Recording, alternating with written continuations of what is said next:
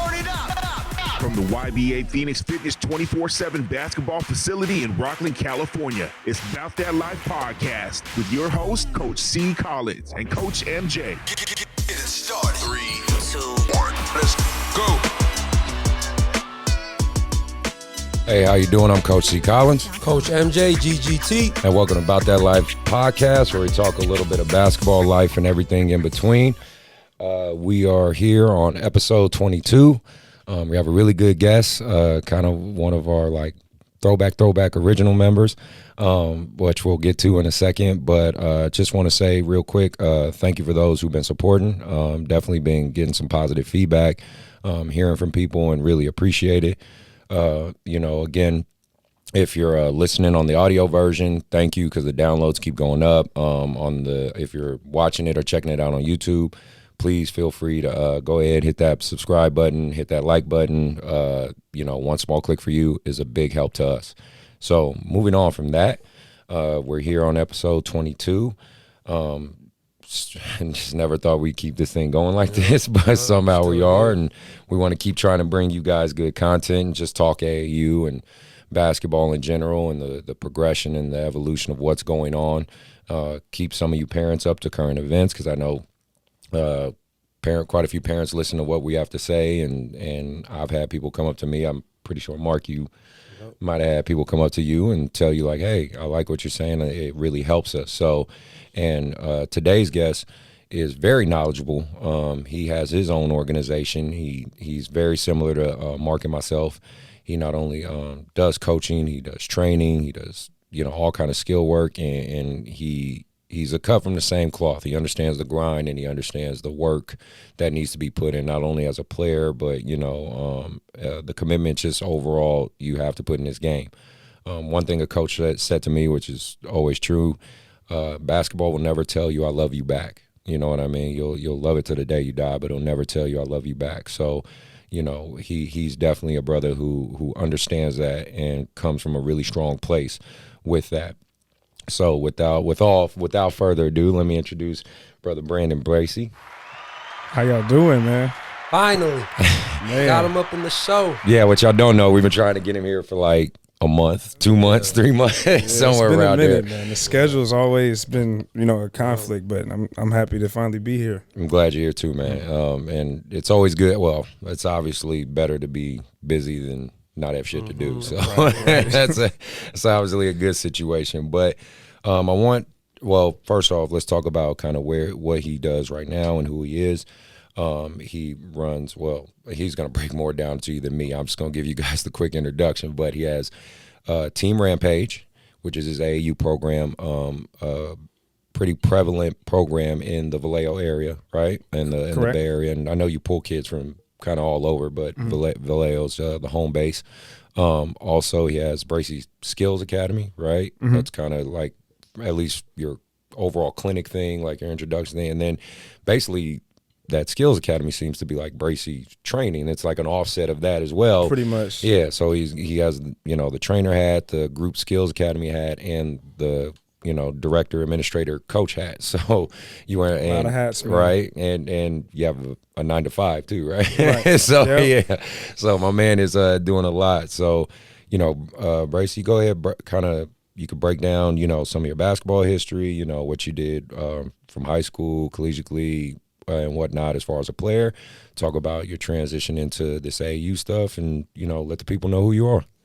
Yeah, man. So I've always had a deep passion for the game since I was young. I was introduced to it just by watching. I was watching one of the playoff games with my dad at the time. I was like maybe second grade. And, one of the games that was on TV was the Spurs and the Lakers. Nice. And, young kids, most of the time, they're going to go with whoever wins, bandwagon. So that particular game that I watched, which was my first game, I remember the Spurs happened to win that game, and I've been a fan ever since. And I kind of been a basketball fan ever since. Nice. And so it just led, me going to high school. I went to Vallejo High, graduated in 2009, played varsity there. And I moved on to Solano Community College, played there, and then I went to Pacifica College, which is now more of, it's like, I forgot what the college is called now. It's in SoCal, but they kind of switched the names. Yeah. Kind of similar to like Bethany. Right. Issues with small schools. Yeah, exactly. But, I was happy to get some college experience there. And then from there, I kind of just did more research on what you have to do to coach and, what you need to be a college coach. So it just led me to get my degree. Nice. And really, with AAU, man, I had no intentions on doing AAU. It's funny how that starts, right? I really didn't. I mean, sounds like you. Yeah, I had no intentions because at the time I had a younger brother who was in high school, and I was just working with him and training him. And then next thing you know, his friends come up. Now I'm training him and a couple more. Now 4 kids turned into 7 kids. 7 kids turned into 10. Oh, I got an AAU team. Yeah, that's how it always starts. And that's basically how Rampage started. And then from there, once my brother graduated high school, I didn't think I was going to keep it going. Like I thought it was just going to be one of those things where Marcus Kirkland trainer. Why is Marcus going? Marcus, why are you literally calling me right now? Marcus, shut up, Marcus. Huh? What happened? You're on the show. We're literally filming the podcast, and you're on the show right now. Okay, but everything cool? Yeah, man. I was everything, bro. Mark's here and Bracey's here. Why don't you say what's up to them? They can hear you. It's not just me. Marcus, what's going on, man? Bro, you on the show. You live. It's live. I'm live then, but you said call you in 20 minutes. I thought it was an emergency. So No, I was saying call it 20 minutes because I was going to put you on the show. Because this is the first time all 4 of us have even been able to be around each other since we did the episodes way back when.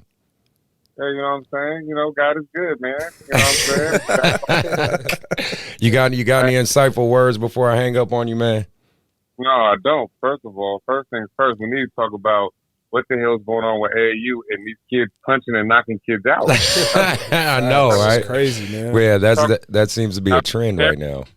The kids is going D1, so they're going to hold them back 25 times. Yeah, exactly. Oh, yeah. Everybody's getting held back. What are you talking about? It's the Wild Wild West out here right now. So all these coaches care about winning, you know what I'm saying, more than they care about the kids. Yeah, you were there at Soldier Town when I was there. You saw how crazy that was. Just talk about last but not least. You showcasing kids that don't got good grades. Oh my goodness! Tell me about that. Oh my God. Why? Yeah. 5 GPA, he can't go nowhere, people. That's all I'm saying. I'm tired of seeing it. It's the same cycle over and over. We need to bring up a league. That's what I'm about to do. I'm bringing up a league, bro. Okay. I'm bringing up a league for the kids that, you know what I'm saying? I'm tired of seeing 12-year-olds play against 9-year-olds and think they good. It don't go together. You go do a league by age?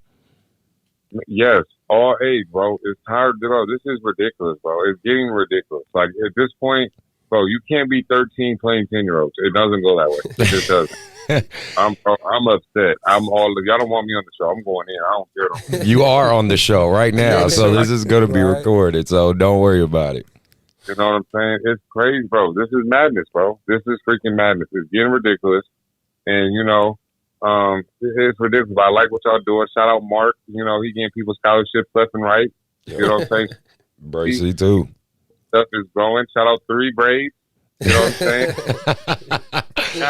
All right, man. You got that hat on tight, right? No. Damn. Bro, let's talk about that. I was there in Oakland. I've seen it. I was put you on I realized that wouldn't be a good move. But you live by another day. Yep, you're right. You're absolutely right, man. Well, it's good talking to you. Good hearing from you. We're going to get back to the rest of the show, but glad you called, man. All right, so y'all have a good one, man. All right, bro. Marcus. That brings a whole dynamic to the All right, show. of course. Does, Go ahead, Bracey. Go back to who you are, man. Everything going on. Man, that kind of threw me off a little bit. You were saying how you didn't even plan on coaching AAU. Like you didn't. It kind of just happened. You ended up with like what you said. You had like 5 kids, 6 kids. 7. Next thing you know, you got like a team, and it's all going from there. So what else from there? Right. From there, like I said, I didn't see myself coaching AAU, at least for Rampage, after my brother graduated, because he graduated 2016. We started 2015. Right. So I was like, man, I don't know if I want to keep it going. I kind of want to just train and, go to high school or maybe even help out at a high school. I really wasn't all in with AAU. Yeah. And the next thing you know, like maybe a month after we finished up in Vegas, it was a lot of different kids interested in joining, kids that I've never seen, kids that are from different areas. So I'm like, whoa, let me try it another year. Yeah. Let me see what happens one more year. And if I don't like it, then I'm going to get rid of it. If it keeps growing, I'm going to just keep doing it. And it just kept growing. And then, meeting different people, you start building a staff, and it just grew. Right. From there. And so that's basically how, Rampage basically started. But it was all due to, my brother and his peers. Okay. Dope. How many years total have you been doing it? We are on 6 years now. Nice. You get past like 2. Yeah. You're pretty much. I know you've seen a lot of programs. Oh, bro. They're brand new, then 6 months later, Bro, gone. fucking Thanos comes and Man. snaps his fingers, and that shit's gone every 6 months. You know what I'm saying? So no, the fact you still here, man. I want to let's get into our first question. So, what's been your overall experience with the AAU? I mean, you kind of alluded to it, and the good and the bad. That's kind of what I ask every coach and director here. It's kind of because we have so much to say, we have so many opinions, right? And just give your perspective on how it all works, and it's just your overall what you think about it. Well, I think Marcus, the phone call, kind of touched on most of the bad already. Right? A lot of that is an issue with kids playing down, and you got coaches care more about winning than developing and teaching the kids. But for me, I would say the bad is just dealing with the political side of it. You're doing everything that you can to help a kid, and you just see other kids, not that you're knocking them, because, you'd be happy for any kid, but you're just dealing with the political side of a kid that works hard, but just because you don't have a certain, name on the jersey or whatever, you may not be able to get into certain events, or they may not take your word the same as somebody else's. So that's the only part I don't like. The good of it is, it's a lot of good to me, because you get a chance to travel.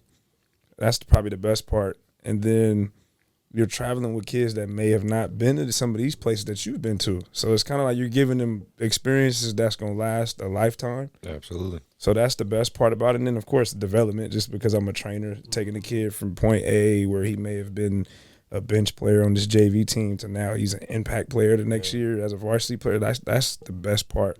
So I think that's the good and the bad. And then just my whole overall of how AAU works is it should be about development.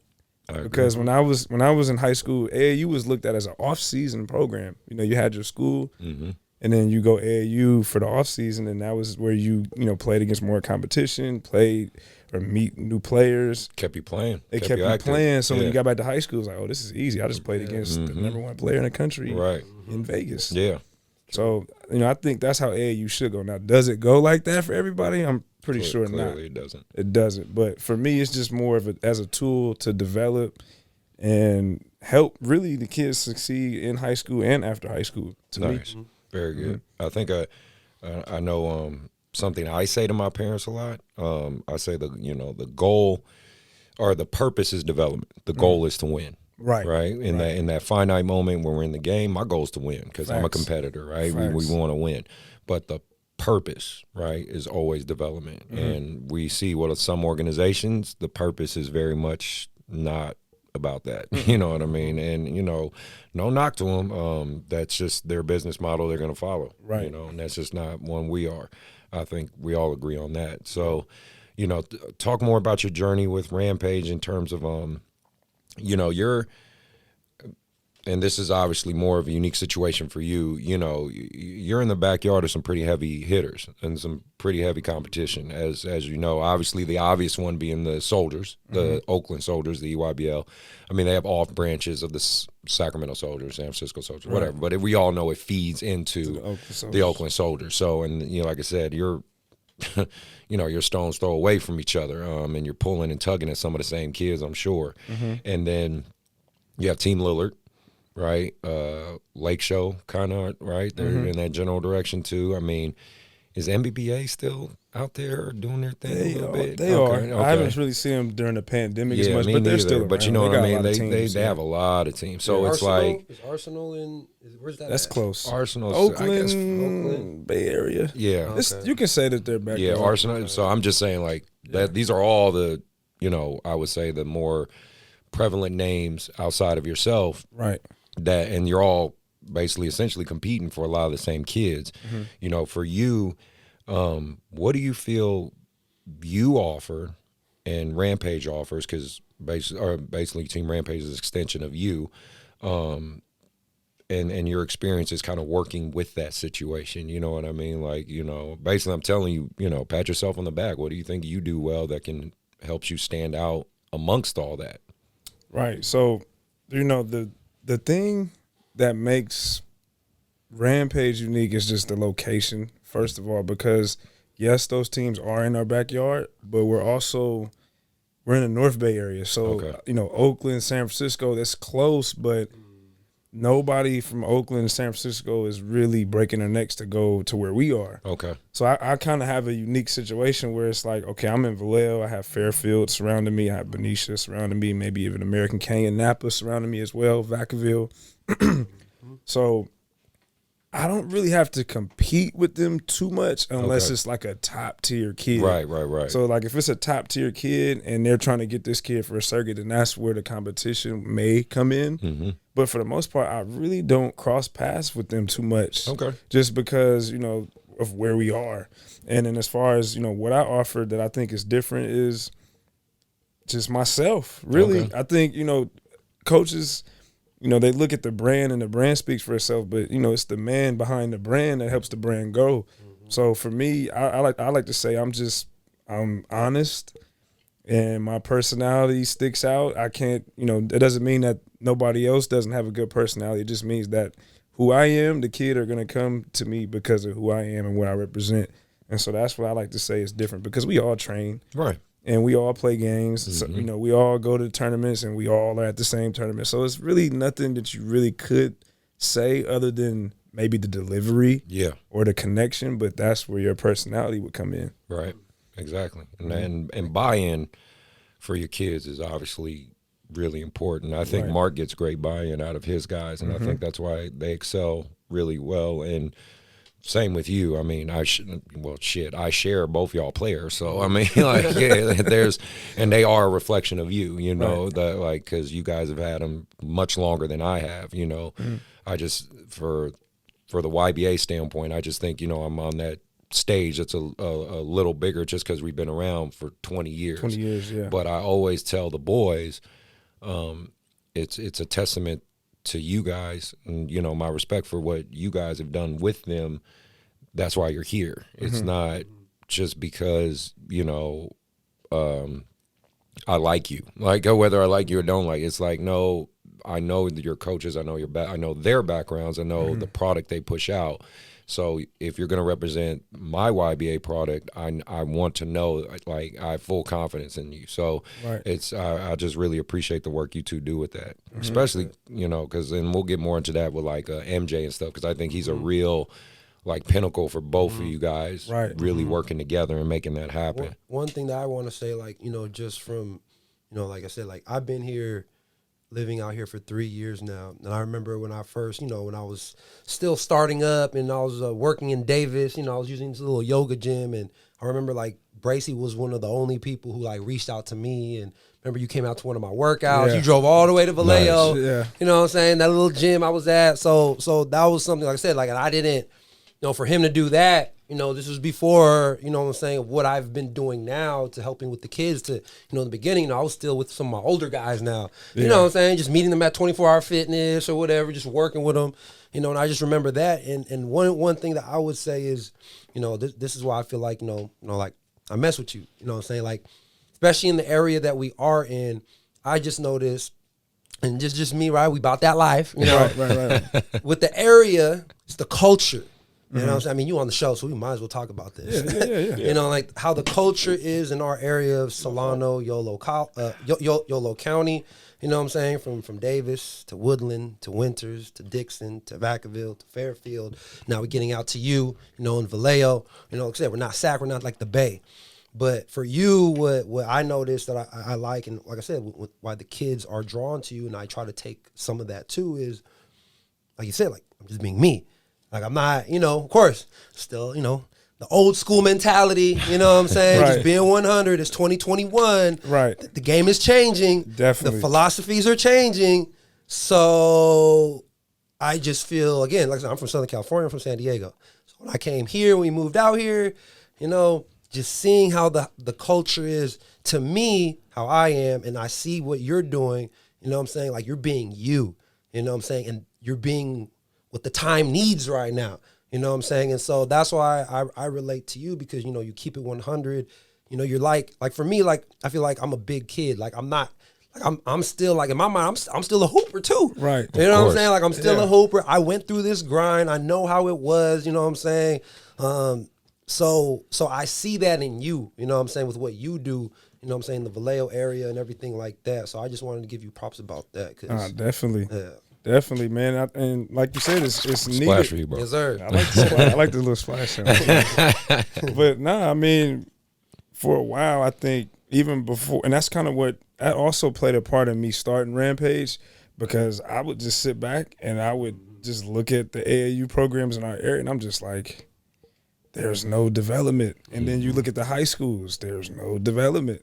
But you have a lot of talented kids. So the talented kids are just getting older, they're just passing by. And it's like, man, how would he be if he had a trainer? Right. Yeah. Or how would this kid, I even now, like, I look at certain kids that come from our area that are older and may even be close to my age, and I'd be like, dang, I wish there was a Rampage or a GGT 10 years ago. What would this kid be doing right now? You're right. Especially like in your area, like what I noticed is, like I said, I'm from Southern California. I just see like a lot of the good, really good basketball is in the Bay. Especially like where we're at, especially where you're at, you get the parents who are from, oh yeah, I'm from San Francisco, I'm from Oakland.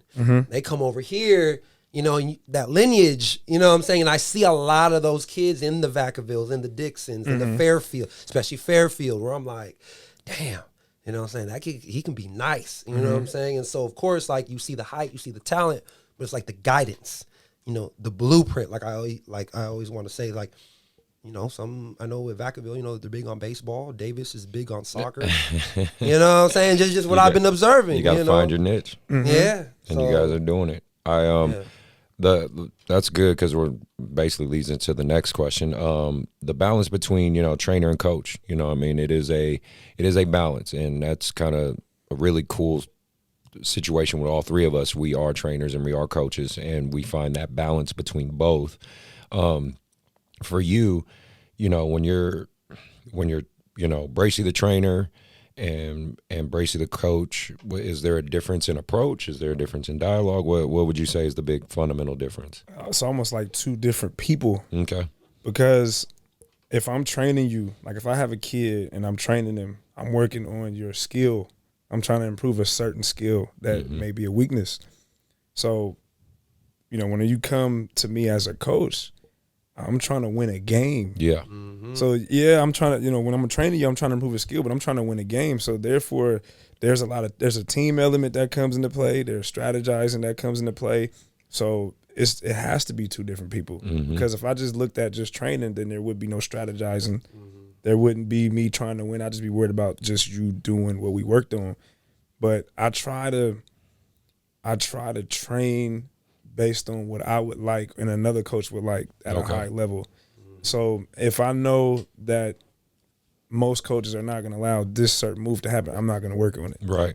I'm only going to work on things that, okay, I would like to see this kid do this for me, and I know that this college coach would like to see this kid do this for him. Okay. So let's just work on that. Yeah. It's smart. It's an efficient way to look at it.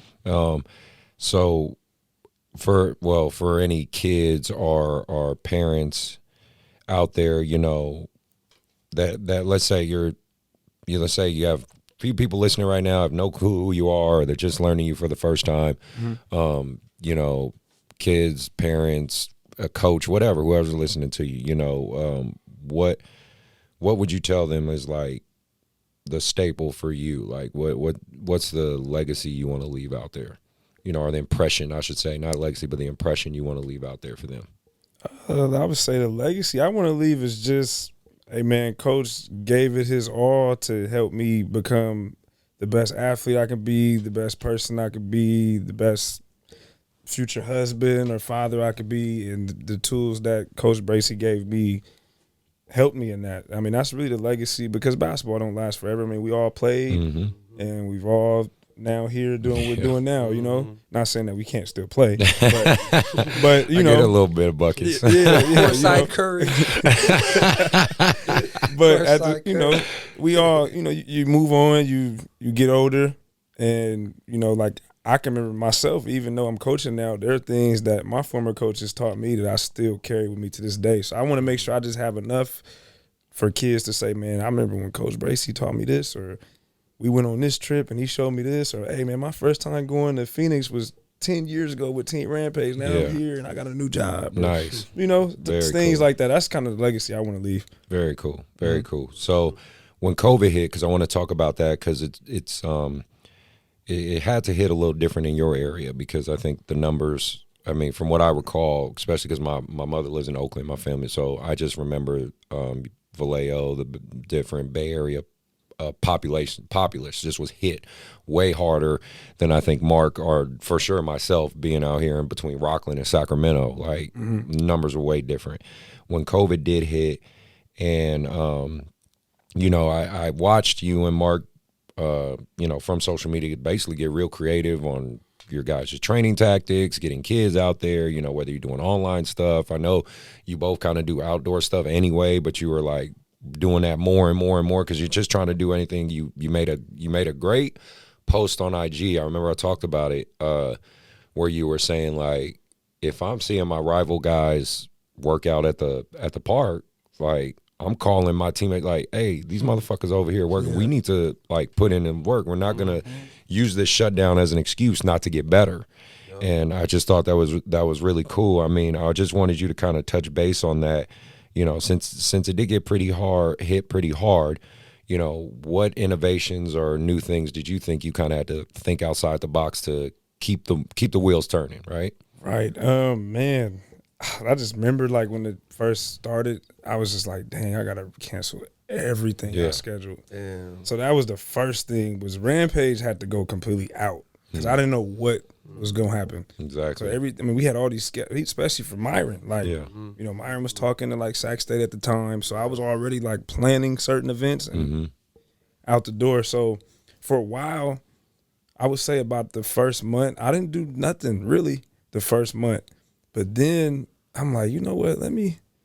Okay, nobody's at this park. Let me see if I can train. Right. I mean, because, you know, for a while, I mean, it was cool when the shutdown first happened, but after a while, I was like, okay. It was months. Yeah, it was like it's time to go outside. We got to do something. We got to do something. So I trained one kid, and then next thing you know, 4 kids came. Just kind of like how Rampage started. 5 kids come. Next thing you know, oh, we can go full court now. Okay, so now we got 5. So then it just became something that it was just part of my day. Like, get up in the morning, train outside, post it. I mean, it wasn't like we were, you know, getting ready for no tournaments. Right.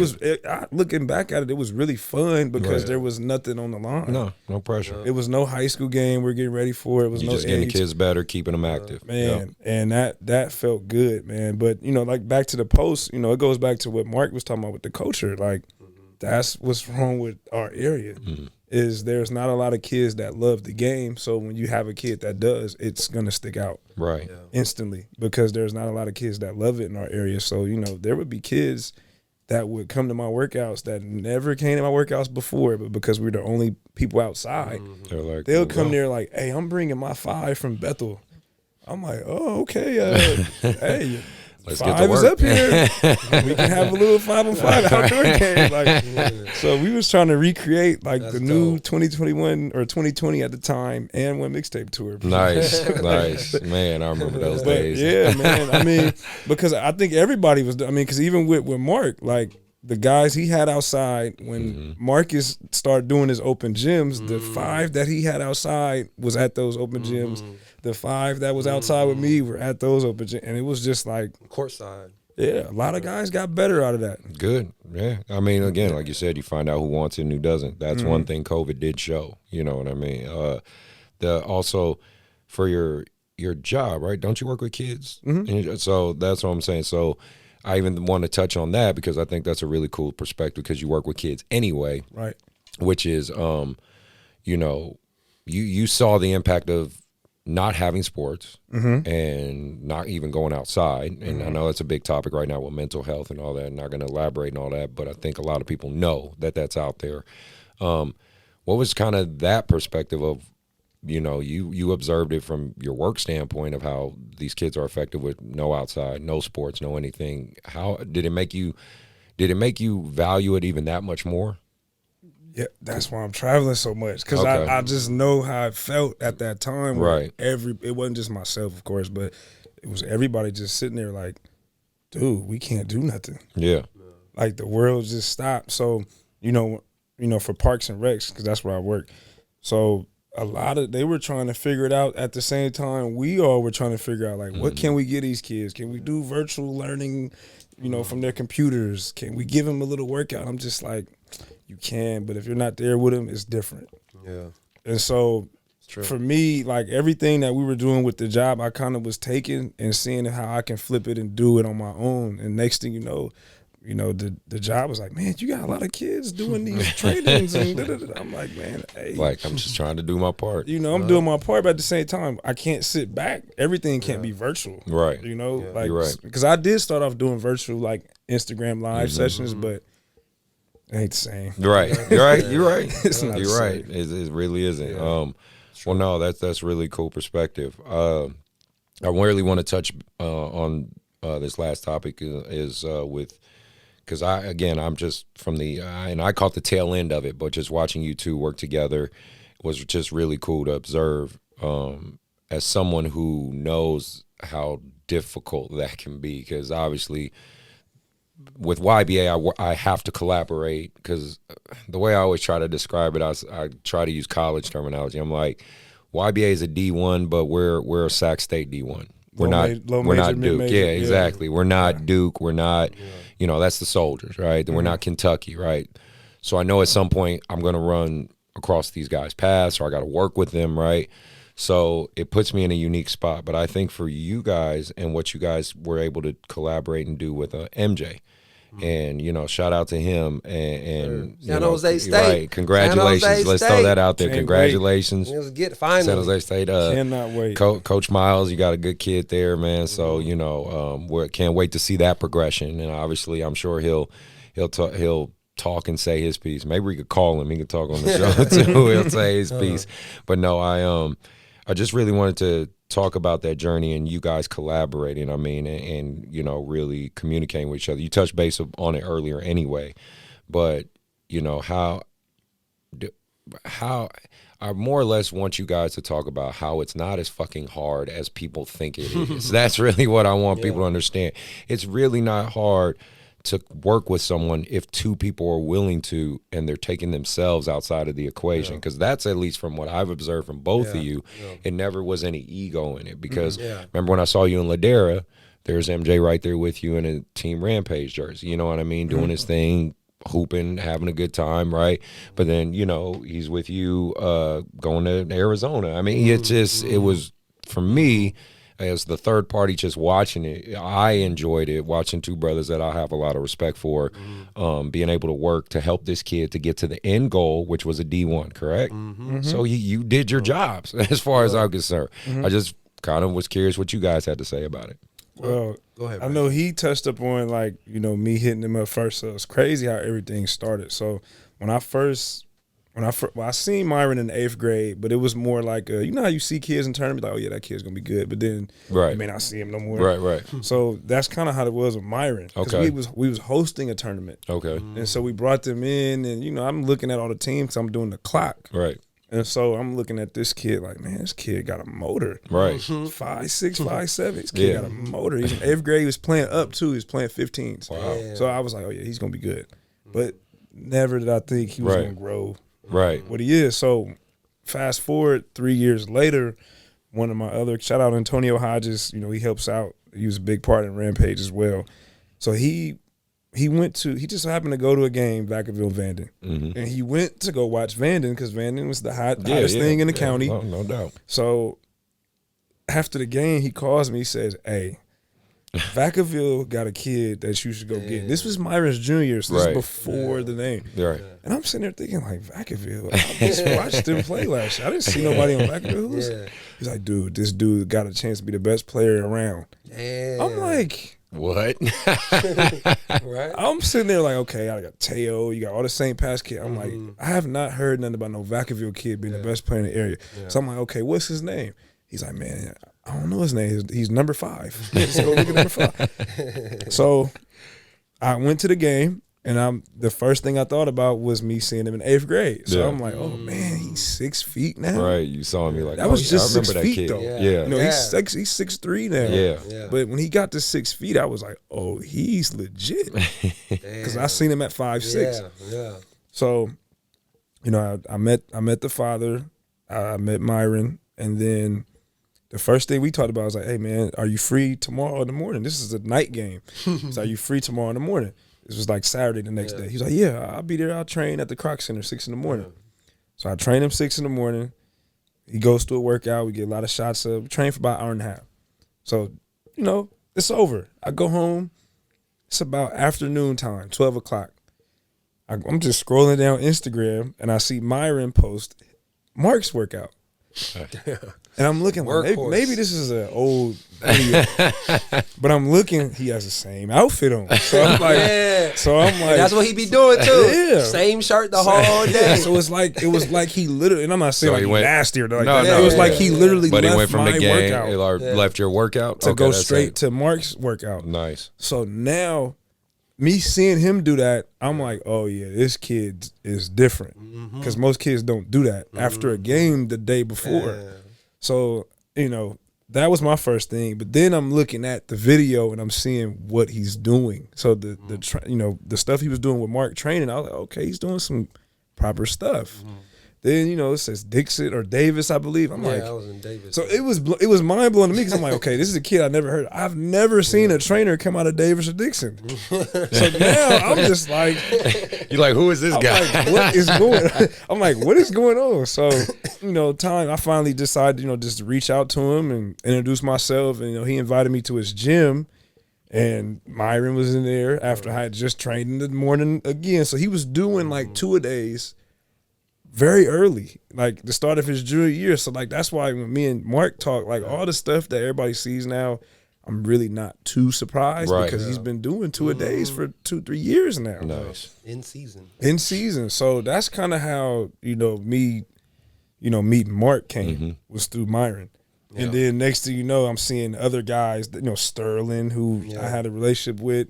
So it was like a lot of different guys that were coming in. So after a while, I was just like, well, you know what? Look, I'm in Vallejo. I have a lot of kids coming from Vacaville. Davis is closer than Vacaville. So I'm going to just push all the kids that are a little east of 80 towards him. And then anybody that's from like Benicia Vallejo can just come to me. Very cool. And a lot of coaches wouldn't even do that. You know? Right. Like I said, I was still new and I was like, damn, okay, thanks, bro. Like, wow. No, that's good. You know what I'm saying? So I really appreciate that from his side and like, you know, just piggybacking on what he was saying about Myron, like what you were saying, ego.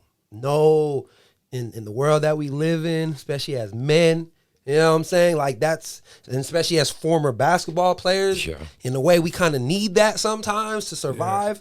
But in our reality of just, you know, if you take that away and just being, you know, a higher self, like you can accomplish even more. And so with him, just knowing how MJ is, you know what I'm saying? And of course, like I wasn't doing no AAU stuff, and with what he was doing with Rampage and connecting me with some of his kids around my area and everything like that, where when it came down to MJ, it was just like, all right, you know what I'm saying? Like he said, like I would see, okay, he's working out with Bracey, or now it's the point out we know the schedule. You know what I'm saying? When he gonna go to you, when he gonna come to me. You know what I'm saying? Understanding like, okay, like this is what they're working on. And to me, like, you know, I like it as a challenge of like, damn, like we can really work on this kid. You know what I'm saying? Not just from the training side, but, you know, our connections and the people that we know. Like, we can now start helping a kid like this together to where here we are 3 years later and he's at playing in the Mountain West. You know what I'm saying? And he's still in our backyard, and we can continue what we're doing to help him. And from there, it's going to inspire all the other kids in our area.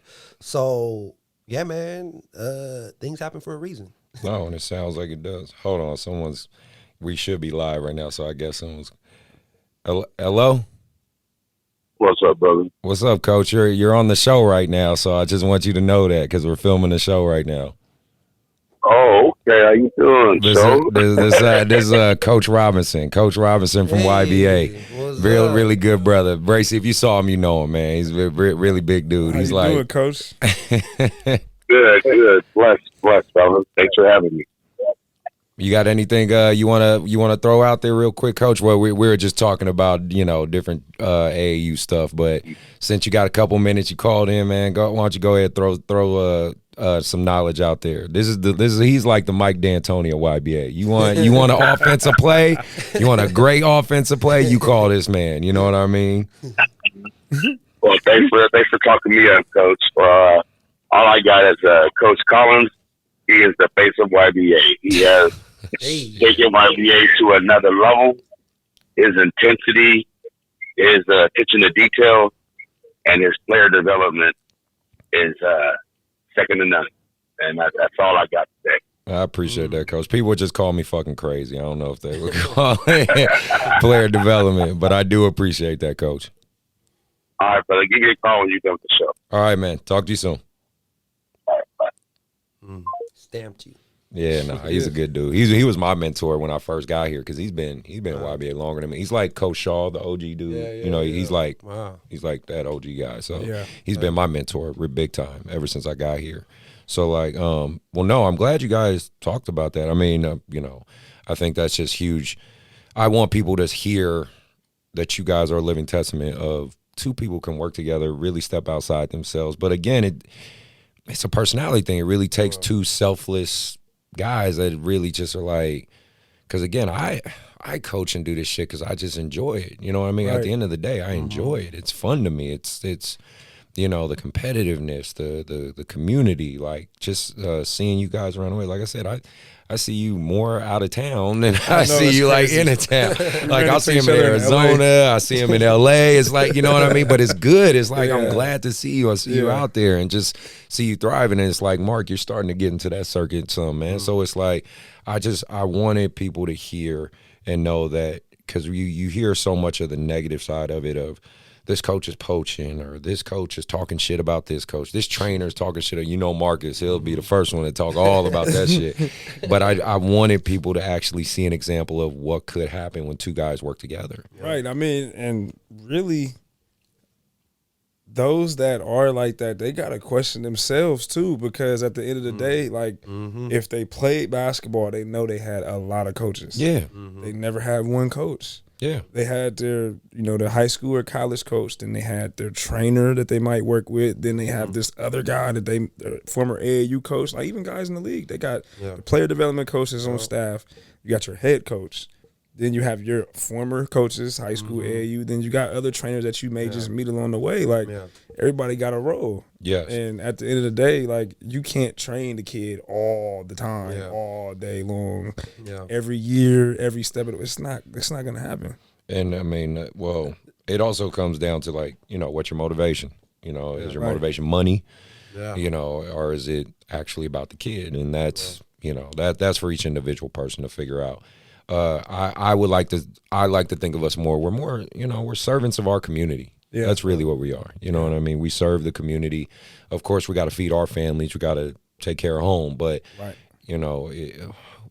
think Will Smith said it, and he said a lot of profound shit, even though he's been through it as of late a little bit. But he did say, he said, if you're not living your life in servants of others, you know what I mean, you're missing out on something. You know what I mean?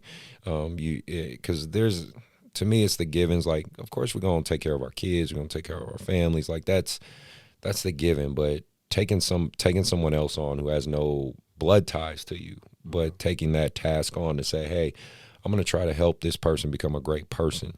I just think that's a really profound effect. So I really hope people hear that message. Overall, before we move on to all the other stuff, what's your end goal? I mean, what's the end game for Bracey?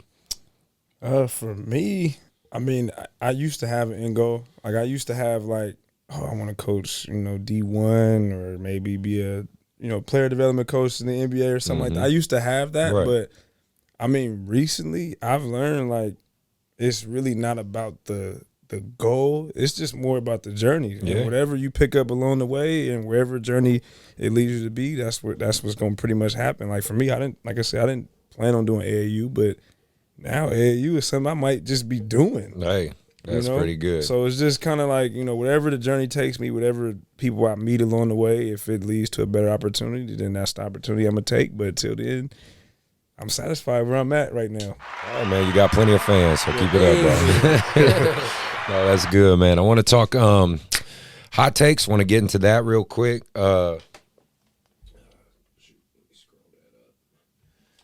Okay, so a couple weeks ago, and this is just, it's kind of died down, but kind of hasn't, because I'm hearing, from what I heard, I didn't see anything. There was another fight that broke out, I guess last weekend at some tournaments or something, but I was there at the Soldier Town event for the grassroots event when the Asian kid got punched. So just quick update for those if you didn't know. I was actually physically there. Like I saw it and I was like, what the hell? But so there was two teams involved, the Bay Area Snipers and the San Francisco Generals. There was a video that went out there, even to the point where someone made an Instagram called like AAU Cowards, and they like were posting about this, and it was just, it got really out of hand really fast. And so basically one kid wrestled on top of the other kid. I'm sure you can see the video out there. It's all over the news, especially if you're in the Bay. They went for a loose ball, wrestled on top of him. One kid pushed him. The other kid pushed the kid that, was on the opposing team on the South Bay Snipers. He was Asian.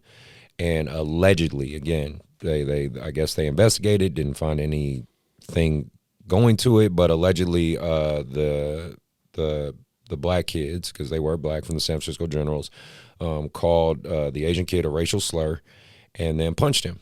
And it's clear on tape. You can't hear the racial slur, but you could definitely see the punch. And he cracked that kid. From what I heard, he had a concussion. There was a news report. It was obviously a big deal.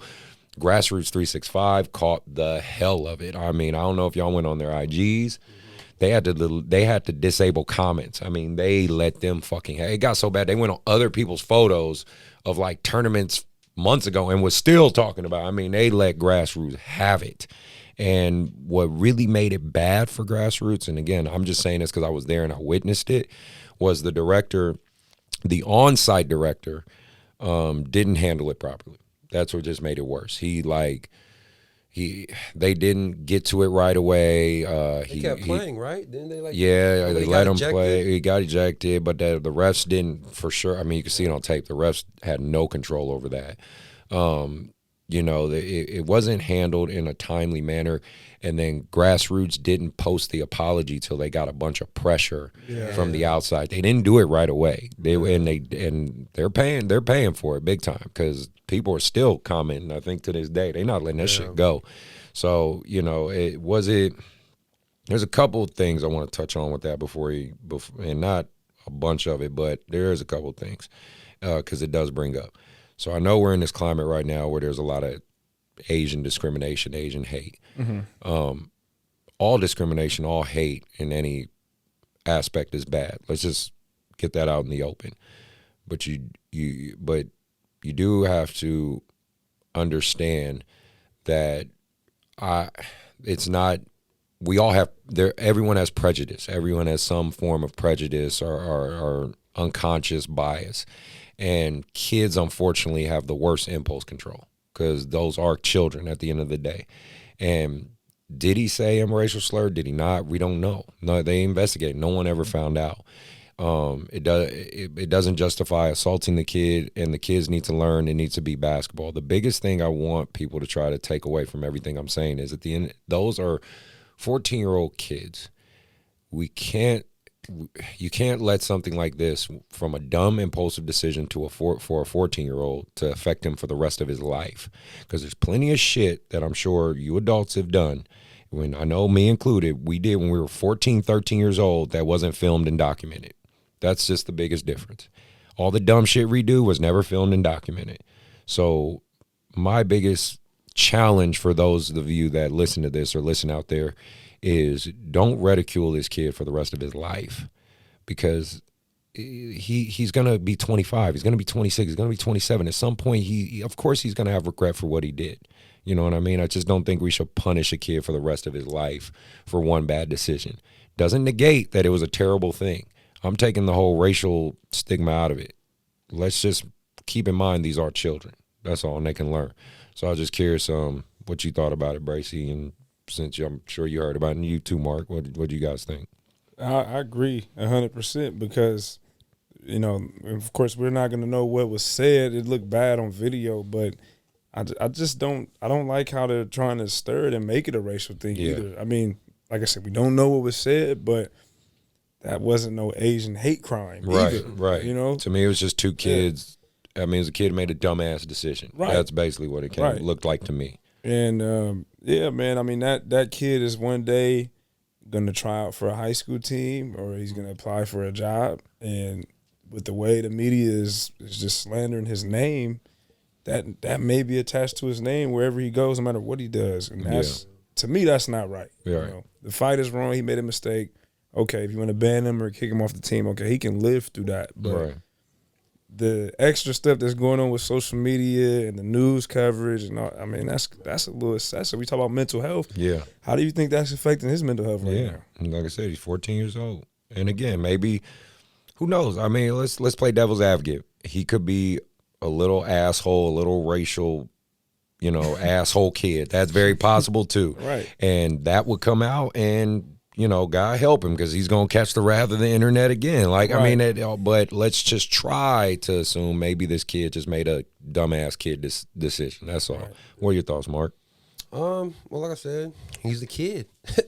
We're not perfect. And then for somebody to be still that young-minded, of course, like he made a mistake. It was the heat of the moment. But again, like you said, like I watched the video too, like from what I heard, like nobody, an adult didn't jump in. Nobody broke it up. Nobody got ejected. Like, so of course, like luckily it didn't get worse, but I just felt like, you know, somebody should have stepped up sooner. You know what I'm saying? Like it wouldn't have to get to this point. Because like I said, from watching the video, there was still a lot of back and forth, you know what I'm saying, going on. So, but yeah. You know, but I don't know the kid's name. I don't know any of the kids' names, but the kid, the victim, I do hope you're doing well. Hope this doesn't give you a bad taste for basketball for the rest of your life. You know what I mean, kid? It doesn't, you know, these things happen. Fights happen in basketball. It does happen. We can act like it doesn't, but it does. It just wasn't as documented as it was now.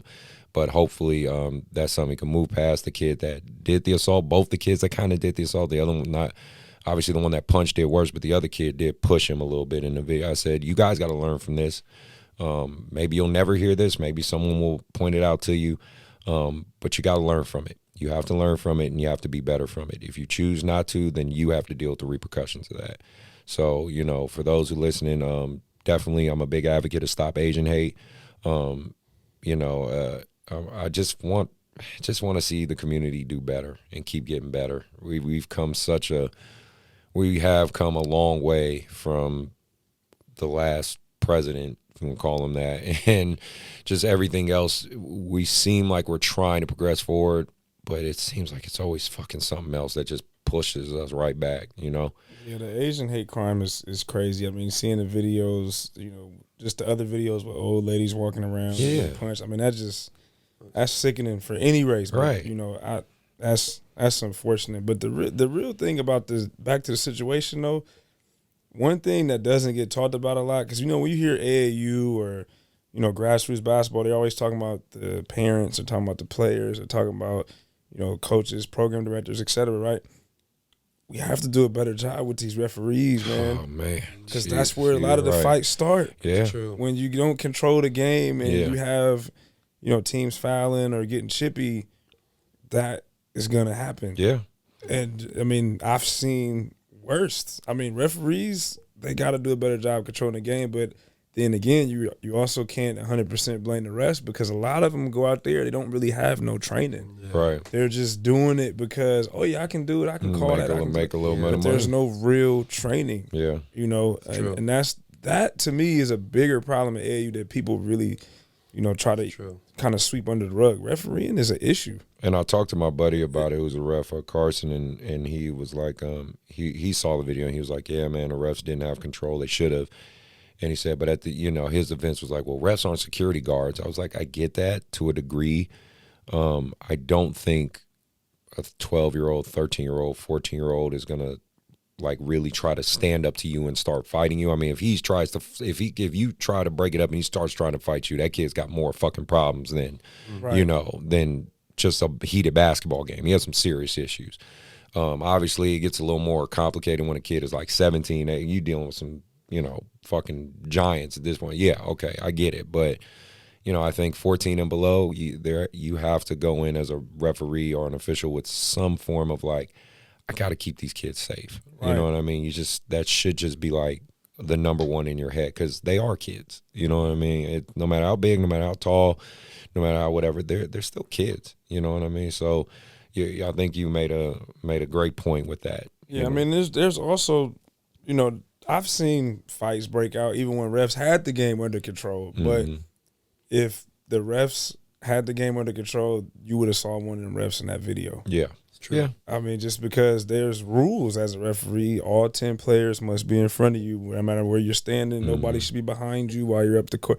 So it's just basic rules that all referees should know. And I'm not just knocking referees in this situation. I'm just speaking in general in AAU. You know, there needs to be more training for referees. It can't just be me giving you $30 or $40 saying, hey, go ref this game. Well, and I know they always keep talking about there's a ref shortage, a ref shortage, but I don't know. I don't see it as bad as everybody says it is because I sure as hell see plenty of refs at these games. So I don't know, man. Like you said, it's got to be a balance. But moving on from that, let's talk the NBA a little bit, right? Let's get to the fun stuff. Get to the NBA. Yeah. So congratulations and, you know, splash for Mr. Westbrook. He passed Oscar Robertson for that triple-double. So, you know, good job to you, sir. Now, my only perspective is the game's changed so much, right? Yeah. I think it's just, I don't know if, I don't want to say it's easier, but, you know, I mean, what he accomplished is amazing, especially as a guard. There's just no doubt about that, especially as a guard. So, you know, all credit to him, man. I really just, if he does all these accomplishments without a ring, though, man, that's just going to be tough. You know what I mean? I know in the press conferences he says, it don't matter to me, my legacy. I don't know, man. What you got? You think that ring might bother him when he's 45 years old, thinking like, damn, man, I wish I would have just got one, right? Just one? I don't think it's going to eat away at just him, though. I think KD, Harden, and Westbrook, I don't care if Harden wins the championship this year, what they had in OKC, that's going to eat them away. Yeah.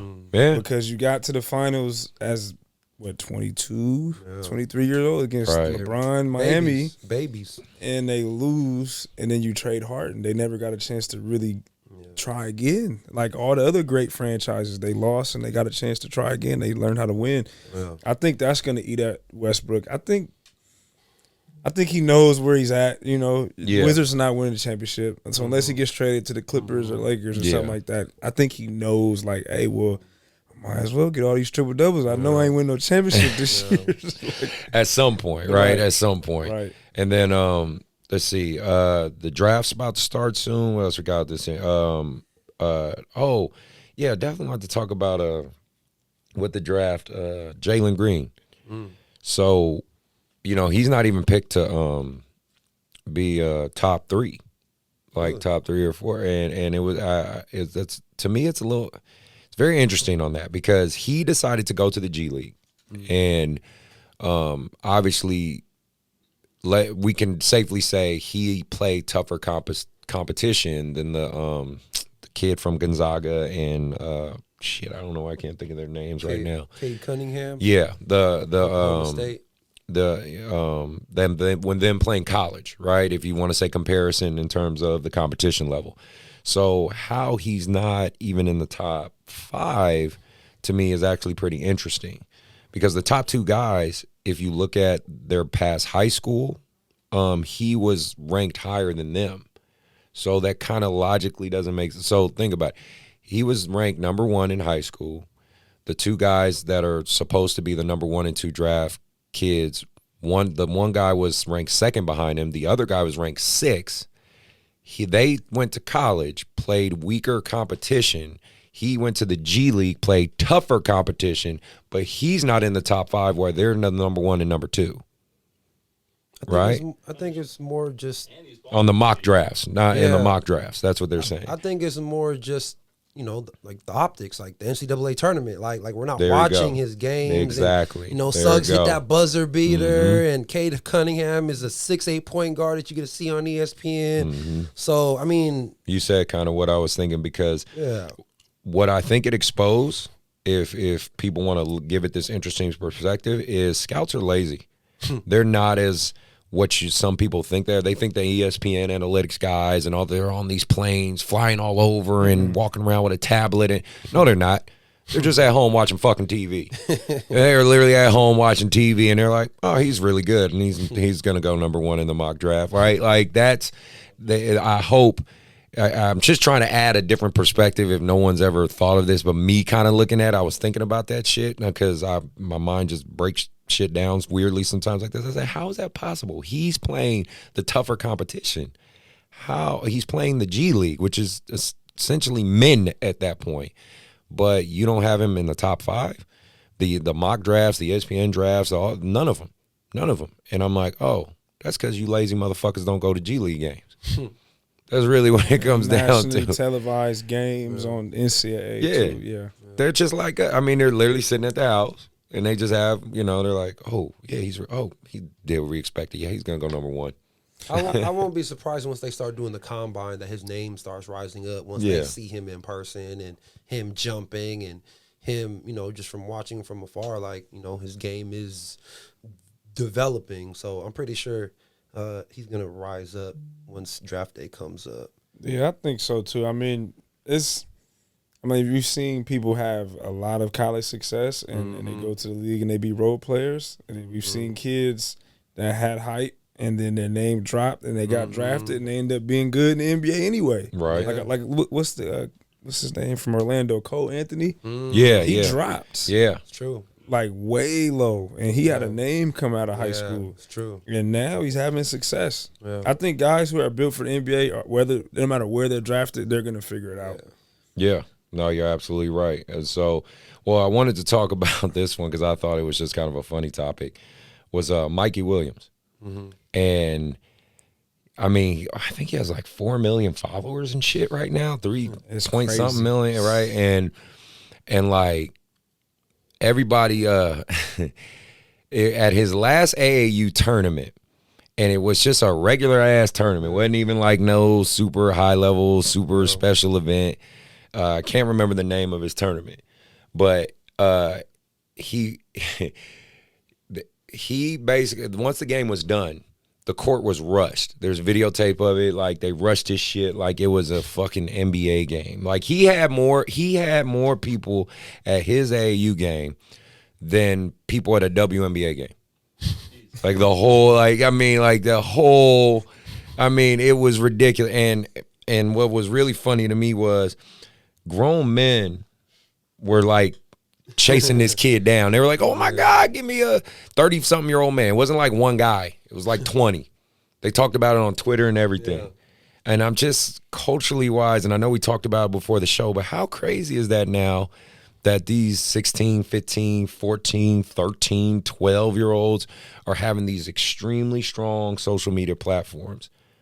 Like what do we think about that? And for you guys watching live right now, you can call in and jump in. Ted, you could call in and jump in on this anytime you want. I think it's very dangerous, man, because if the kid doesn't become anything close to what the expectation is, that is going to be a heal battle to deal with. Yeah. And I think that's the part that a lot of people don't talk about with giving people hype so early. Yeah. You know, 4 million followers. 16 years old. Right. At 16. I'm just being real. Me at 16 with 4 million followers, I don't know how I'm dealing with it. I don't know how I'm dealing with that as a 16-year-old kid. 4 million followers. Bro, it's crazy. Yeah, right? Like so I mean, I just hope that he's getting proper guidance. I mean, because if you have guidance, I mean, there's ways around it. Yeah. But I just hope he's getting proper guidance. But am I surprised about the hype? No, because I got a 13U team that all they talk about is high school kids. And I'm just looking at them like, they haven't done nothing. Right.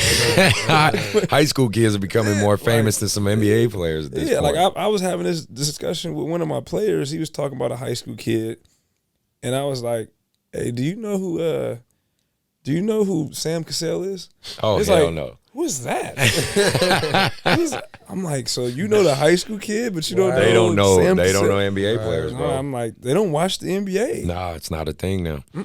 What about you, Mark? What do you think about these kids getting all this hype? It's like I said, man, it's a new generation, and I feel like the kids who are living in this generation and who are talented and who are smart, like they're being I can just tell like they're being strategic with it too. Like they see that the platform that they have, especially with social media, you know what I'm saying? Like, okay, let me just I don't know, it's just the personality. You know, you can hear it in the rap. Right. You know what I'm saying? the punk rap kind of stuff. And like that's just what these kids love. And to me, I question it, but I don't hate on it because at the end of the day, like it's not going to change. You know what I'm saying? Yeah. Our parents were looking at us back in the day, you know what I'm saying? Talking about what we were listening to, how we were dressing, what we were doing, you know, and then now with the social media era, like, it's like, man, it's on steroids. Right. So, I mean, but you get paid for your likeness now in college. Yeah. So it's kind of cool to build your resume up before it is. You get paid. It's become a money mark. I mean, AAU and the hype around it has become a marketing machine. Yeah.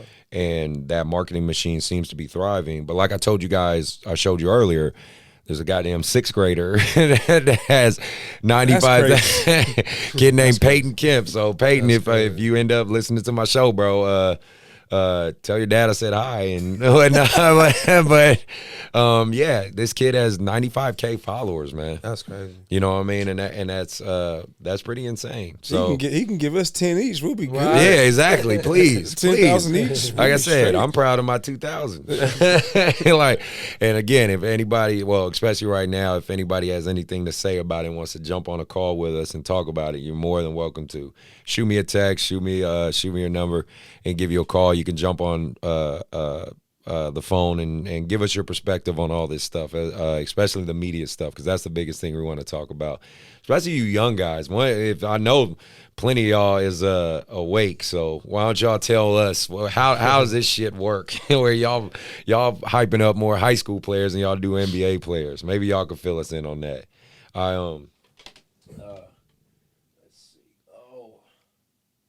Oh yeah, so moving on to current events too. Well, before we move on to that, Bracey, what's your favorite NBA team anyway?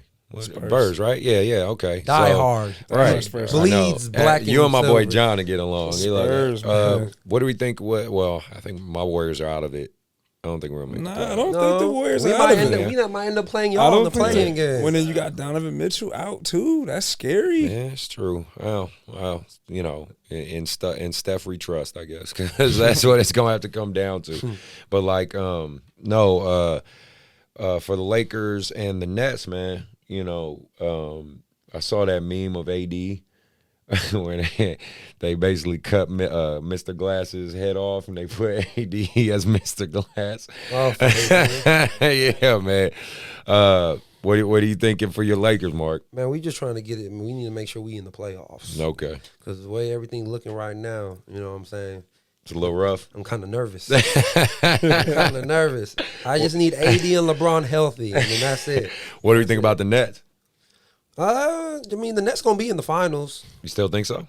For sure. Okay. I think so. Because then Milwaukee beat them, right? Did they? Giannis went for like 49. Yeah. I mean, granted, is he going to do that every game in a playoff series? No. But I'm just saying, do you think there's some weaknesses there that could For who? For the Nets, yeah. Oh, the Nets. They just need everybody healthy. Harden's still out. True. They never have all three. I think there's a stat. 10 games or something like Yeah, that. Yeah. like under 10. I think that they've been together. It also depends which ones are out, though. That's Right. Yeah, Right. I feel like James Harden with one of them is a problem. Yeah, For sure. I agree. Just Totally because agree. of everything that he does. Yeah.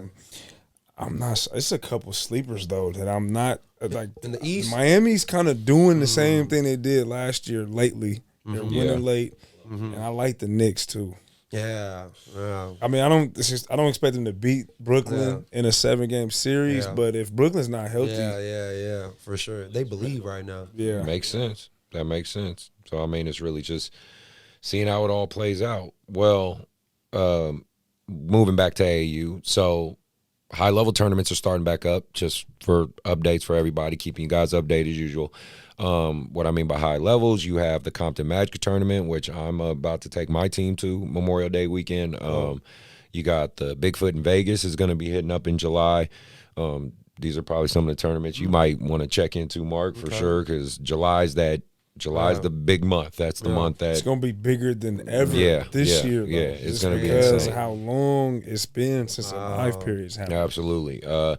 The San Francisco Soldiers, they're doing the July 4th deal. I'm going to that again. I think I did it last year, and so it's kind of cool to see a lot of the big tournaments kicking back up. You know, in our area and all across the country. It's already kind of started in Arizona and those places, but it seems like it's really kicking in more and more. Mark, last time we spoke, our last episode was before you went to Arizona, right? With Danny, or was that after? Yeah. So how I wanted you before. to kind of talk about that experience and the travel and whatnot. So that was our first, it was the West Coast Elite Mm-hmm. Spring Invitational. So originally we were supposed to have 20 guys, you know what I'm saying? I signed up our 16U and 17U. This was because we didn't think there was going to be no high school basketball. So Right. in my mind, I'm like, all right, well, shoot. You know what I'm saying? Like, let's get together. Let's prepare. Then high school basketball started. Kids were starting to practice with their teams, scheduled. I started slowing down from a training standpoint.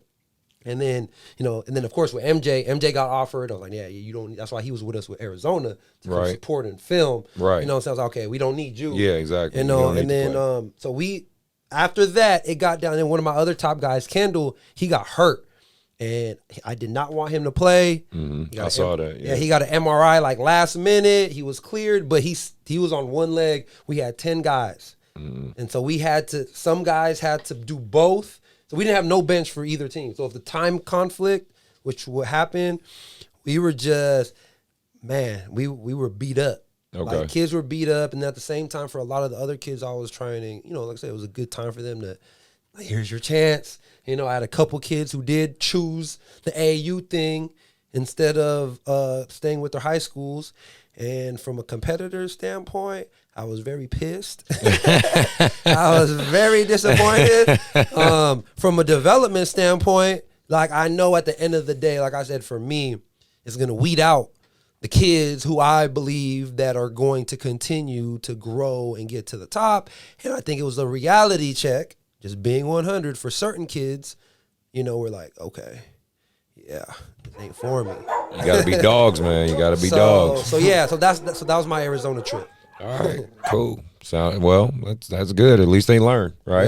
Yeah. The only other thing, last thing I want to talk about before we go to respectfully disrespectful, but I wanted to talk about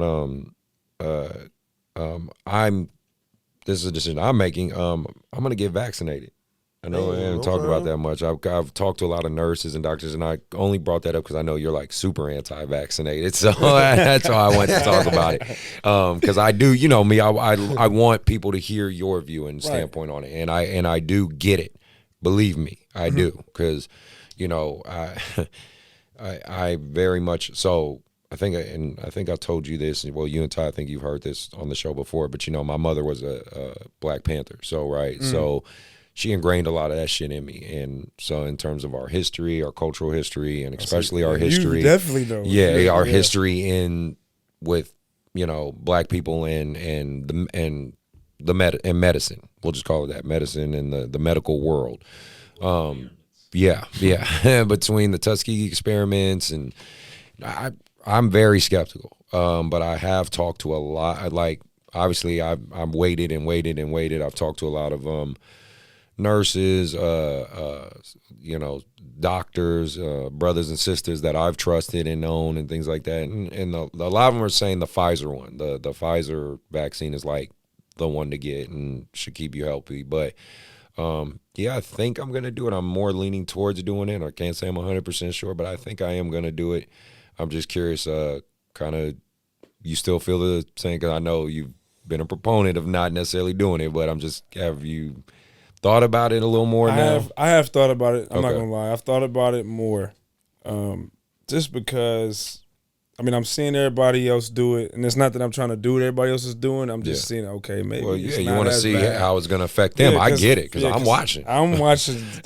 My mom got it. My grandma got it. I'm watching them. I'm like, okay, I love you, but I'm going to see what happens. But every time I say, okay, I may get it, every time I say that, I look at like the ones that got it and see how it's affected. I'm like, dude, I'm not getting no shot that's gonna make it. Because I watched, like, my girl got it and she was just like, she was in chills, her arm was hurting. I'm just sitting there thinking like, yeah, I'm not getting that. You're right. I got the wifey scheduled it for me. You know what I'm saying? So we all got ours, but my arm was hella sore. Yeah, that's what she told me. That's what she told me. Yeah. I thought somebody like socked me. I thought I worked out. Like, everybody's different. Like my wife, like, I was sore. She was really sore. Okay. And then there's some other people I've heard like, oh, I'm good. So, and I heard that boxer died from the shot. What's his name? Hagler. Marvin Hagler. Shit. He got it and he died from it. Oh my.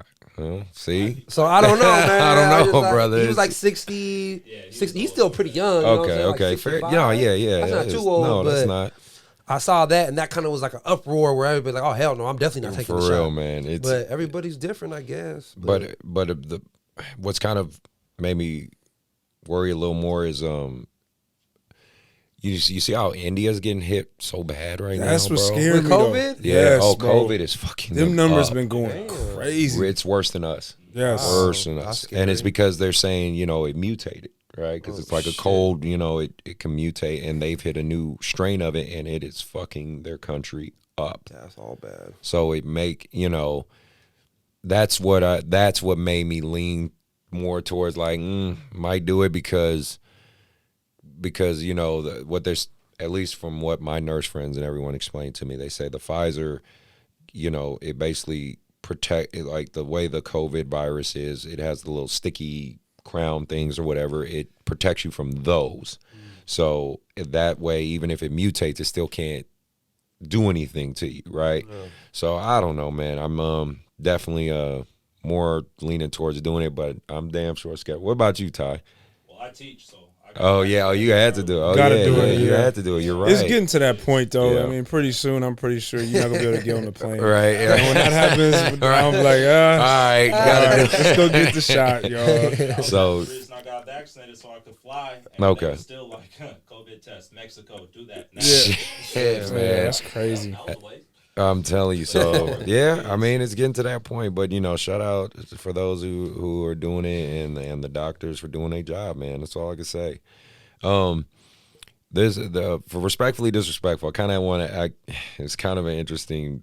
I only really have one topic. If you guys want to bring up something else, of course you can before we get out of here and close out. But this is just kind of the one topic I wanted to bring up. Watching more and more AAU teams and watching more programs, especially, I don't know, I feel like after COVID, everyone fucking created a team. Like, there's so many teams now. I mean, I swear. Yeah, you're right. Right next to everybody created. So I'm like. But I'm saying there's more. I've seen people that I didn't even know were in the basketball team. Right. I'm like, aren't you a football coach in Sac City or something? Like, it's like, yeah, but I'm doing AAU too. Like, all right, I guess. And how many? That's what I kind of want to allude to. How many some of these AAU coaches you think actually play ball? And I'm not. Let's preface percentages. Let's preface it like this: they played high school varsity ball and some level of college ball. How many do you think? I really feel I like would say less than 10 or 20%. You think it's that bad? I think so. Yeah, I mean, it's just When you really think about the ratio of how many teams there are, yeah, I think it's about, I say that most 20. yeah. I get Because that same feeling because too. you got a lot of people that are just like, oh, my son's playing, so I'm gonna start my team. Yeah, It's true. all right. A lot of those out a there. lot of those and out then you there. have some people that they watch basketball Mm-hmm. and they like, oh, I can coach. and they analyze it, Yeah. but they don't.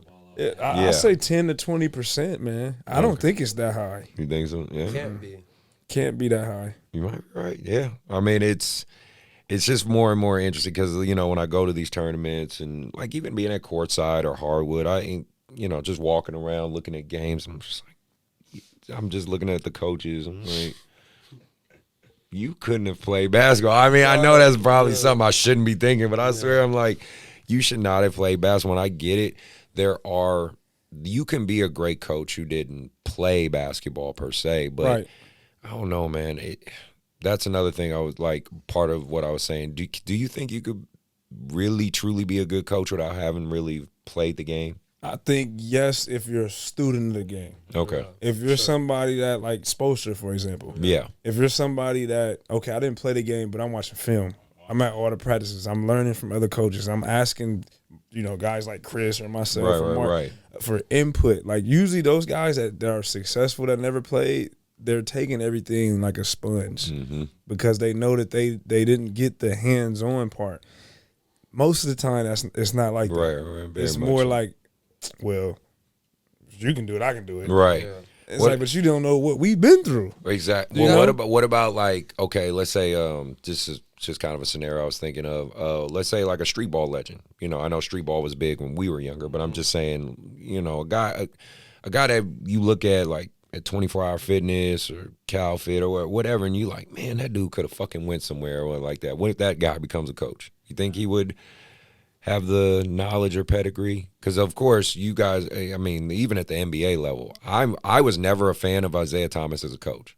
I did not think he was a good coach at all. Right. But he clearly was a good player. He's a good player. Yeah. I think, okay, for the street ball reference, that person, I mean, because it's different layers of coaching. Right. So it's like, that's the type of person that if I'm a GM, he's probably going to be better in player development. Yes, because he can recruit guys for you. For one, he can recruit, but if he's a good hooper, experience or no experience, then we need to learn how he plays. Right. So I think a lot of people, that's another thing, some people kind of go into the wrong path, because some people can coach without playing the game, but they just got to know their lane. Yeah. If I'm a head coach and I didn't play or I don't know that many X's and O's, I'm gonna hire an assistant coach that's the best X's and Smart. Well, that's right. Well, that alludes to kind of what you. I mean, that's exactly what you did. Like you were like, I need to learn and build my pedigree as a coach. So you got two guys who are already in the coaching field, and said, hey, I need you guys to. Catch me up. I need you guys to help me until I get there. I mean, because we still learning and we play. Yeah, absolutely, absolutely. Like, I'm always still learning. Yeah, we're still learning. I'm still learning from different coaches and trying to see what I could have done better. So even if you play, you don't really know it all. Yeah. And then even if you play, I've seen, like you said, I've seen situations where former D1 guys that you would think know how to coach can't deliver. Coaches. They Not can't great deliver coaches. the message. Oh yeah, when since you mentioned that, and I know DT gonna be mad at that shit for me, but yeah, DT was getting his ass beat over there when he was coaching. Of course, so DT, my boy Darian, he played D1, played pro, 6'10" cat. He played why am I not thinking of his goddamn college? Arkansas. There we go. Arkansas Razorbacks. He was getting his ass whooped when he got into this coach because I brought him as a YBA coach and. D, I love you to death, man, but you was getting fucking destroyed. And he didn't know how to handle it because he ain't used to losing like that. Type of game. So he's like, how the fuck are we losing to all these? I was like, bro, coaching is not the same as playing, man, because you got to our words are power. Yes. We have to you have to figure out how. And again, I always talk about the psychological component. You really got to figure out how can you psychologically tweak this kid to do what you want on the court, because we can't physically be out there, right? But you have to invoke these adjustments and changes. You know what I'm saying? So I just thought that was pretty interesting. It takes time though, man. Yeah. You know, to find yourself though. Mm-hmm. You know, to find out what you feel is, you know, your voice on how you deliver certain things, because it's man, coaching is hard. It man. is.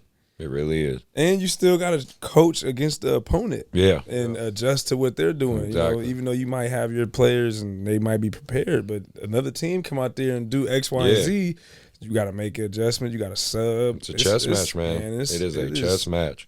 Yeah. What about you, Mark? What are you overall thinking about it? I just feel like what you guys were saying, I feel like in my personal experience, like I feel like some of the best coaches are the ones who have played, because you bring in the element of the life experience. Mm-hmm. So like certain things, like, yes, first of all, you got to be, if you haven't played, you have to be a student of the game. Like you have to be a nerd. You have to be obsessed with learning. So, you know, that's the X's and O's side.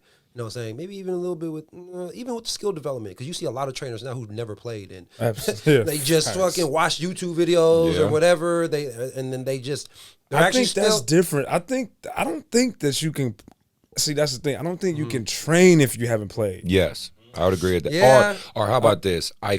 You also, even as a trainer, have to understand you have to develop different training style. You have to, because like for instance, what do you do when you get a big, right? Or what if you have a kid who's more, or a person, I shouldn't even say a kid, but a person in general who's more of a back to the basic type player. I know that's kind of becoming extinct, but you still run across them.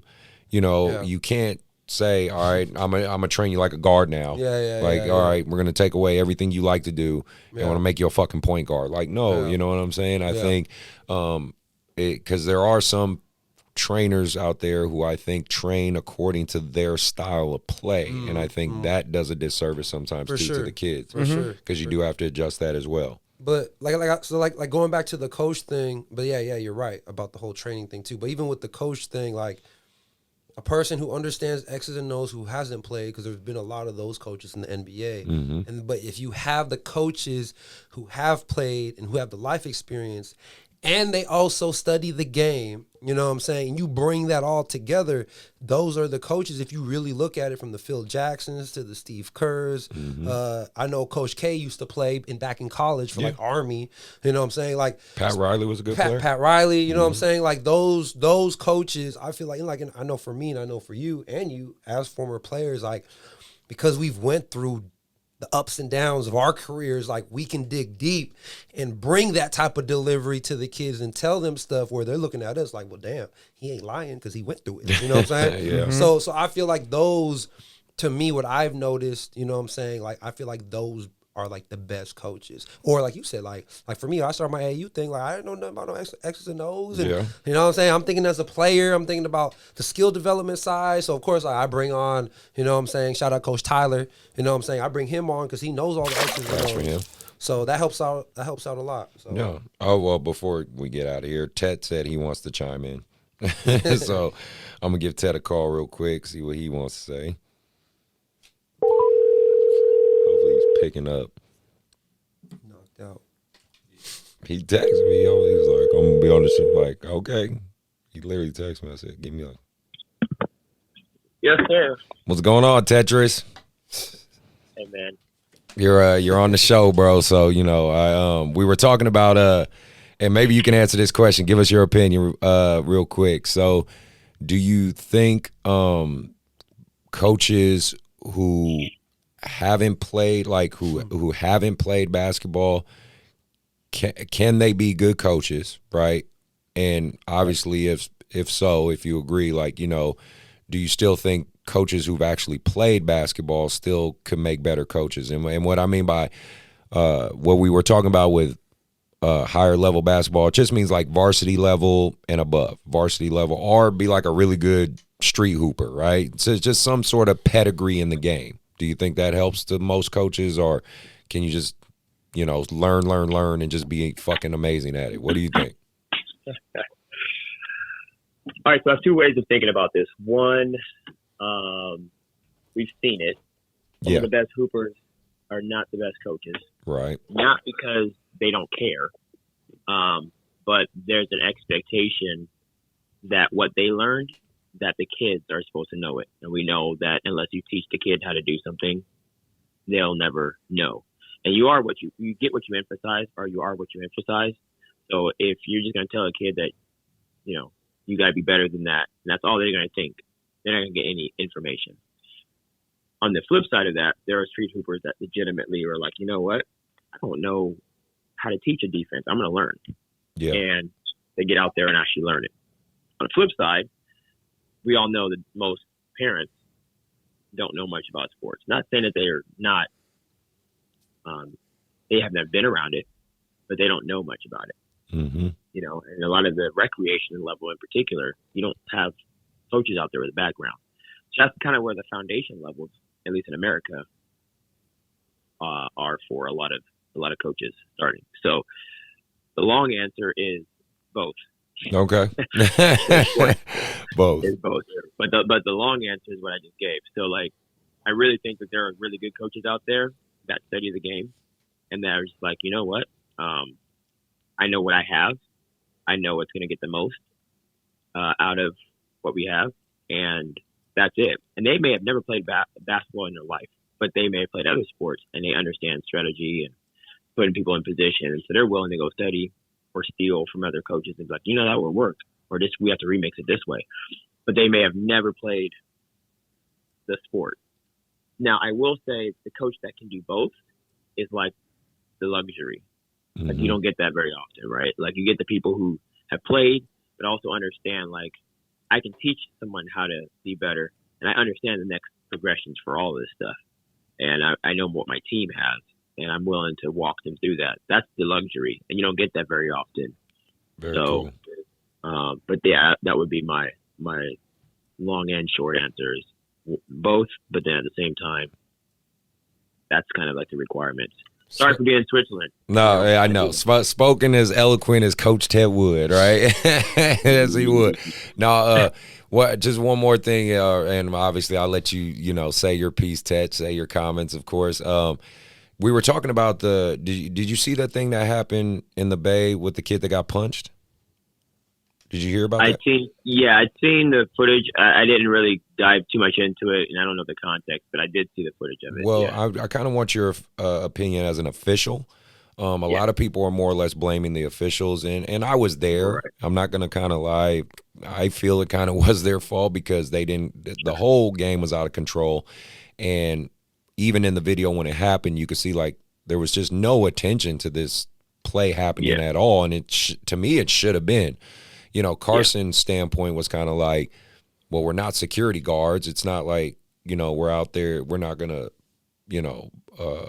be bodyguards and all that stuff. I get that. But at the end of the day, they were 14, 13-year-olds. It wasn't like it was two 17, 6'10" man body kid. You know what I mean? I just feel like at some point, I just curious from your perception as an official, what could maybe they have done better, or if you were in that scenario, which again I know you've been in some pretty heated situations, but you've always pretty much kept your cool. What could be done better for that?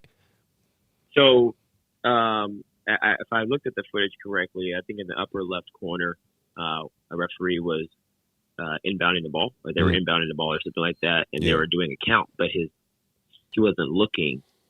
Like, he was looking at to his right, or I think it was his right, but wasn't looking at like the left side. And I think it was the same court, if I'm not mistaken, when it was going on. So that's one thing I noticed. I'm like, okay, there wasn't the new trail official, for the person inbounding the ball or administering the inbound, wasn't paying attention, right? And then if it's a pressing situation, typically 9 times out of 10 in AAU ball it is, the new lead needs to make sure they have eyes on anything going towards the basket, where it goes to their other inline.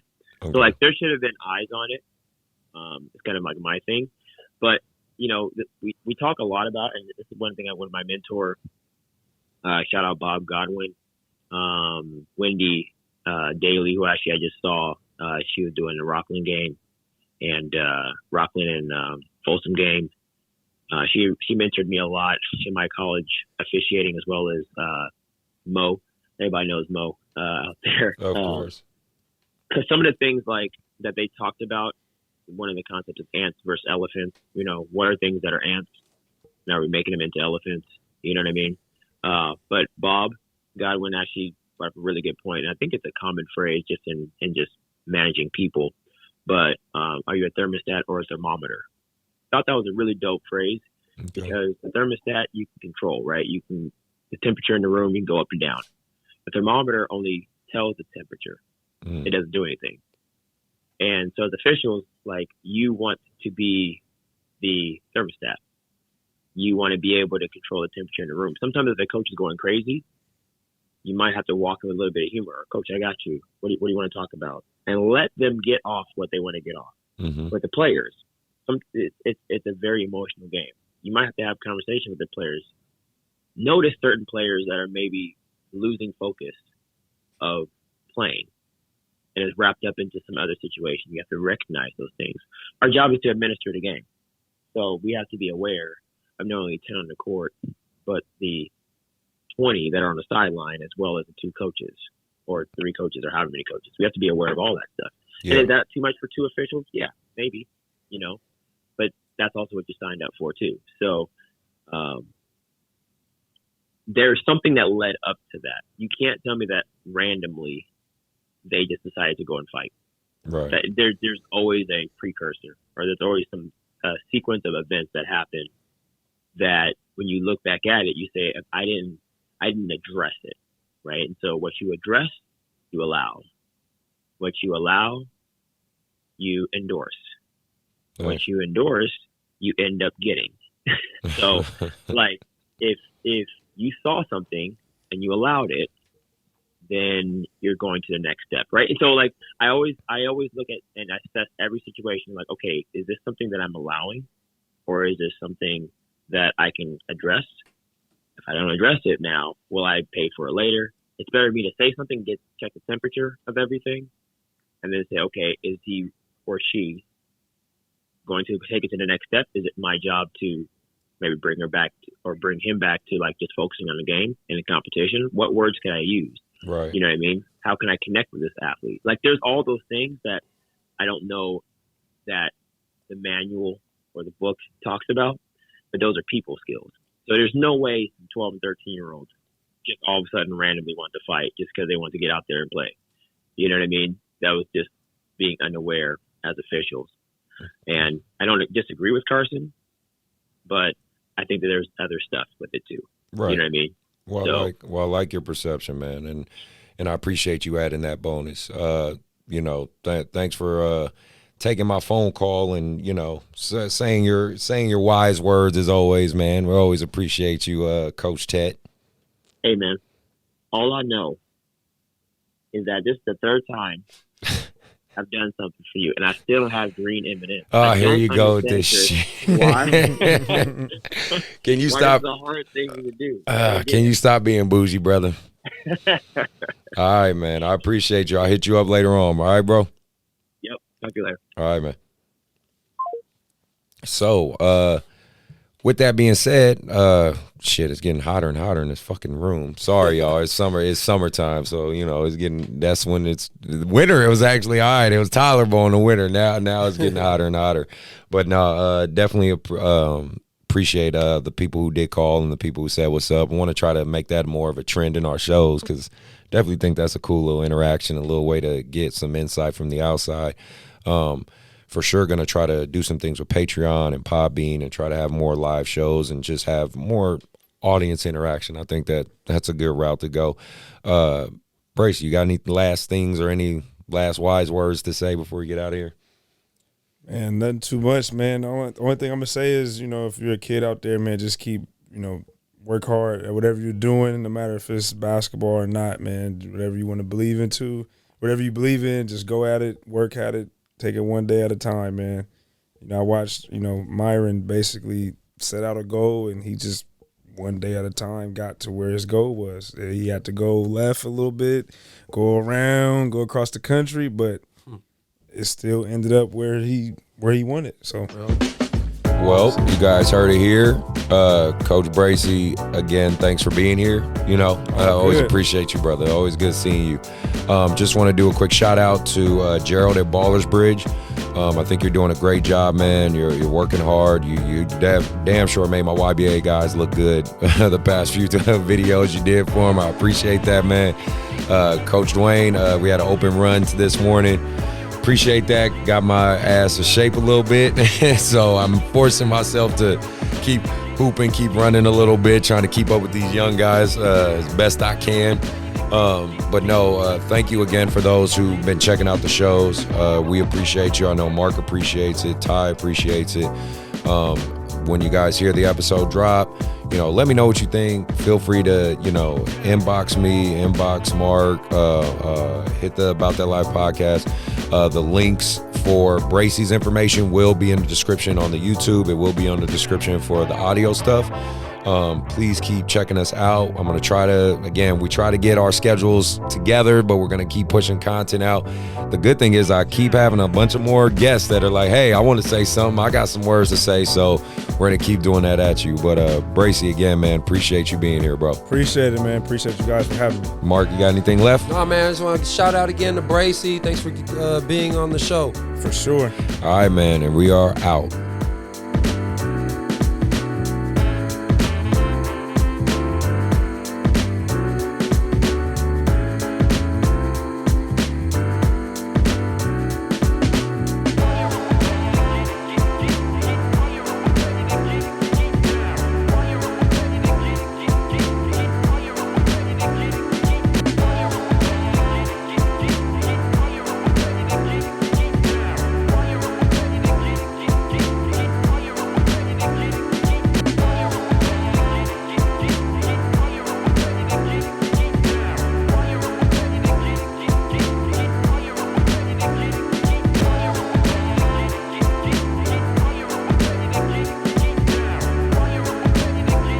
Hey, you reached the end of the video.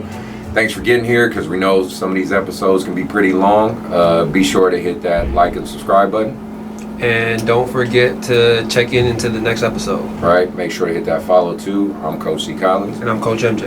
And we appreciate you. I know we've been getting a lot of feedback from our social media. The social media posts will be down in the links as well. So we appreciate anybody who's been out there supporting, and we want to just keep this thing going.